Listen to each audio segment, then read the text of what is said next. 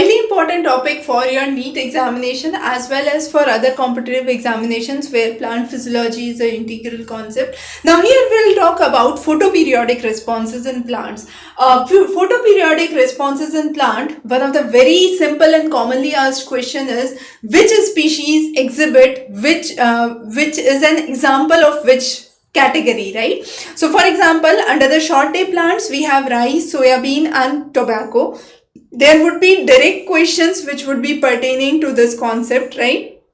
So let's understand this quickly. Short day plants are where they flower when the day is less than the critical length, right? So rice, soybean, tobacco are good examples for the same. Then we have long day plants. Long day plants are where there is flowering when the day is bigger than the critical length of the day. Good example includes wheat, barley, radish, spinach. The next is day neutral plant. Regardless of how long the day is, the flowering would be done. Tomato, cotton and sunflower are good examples for the same.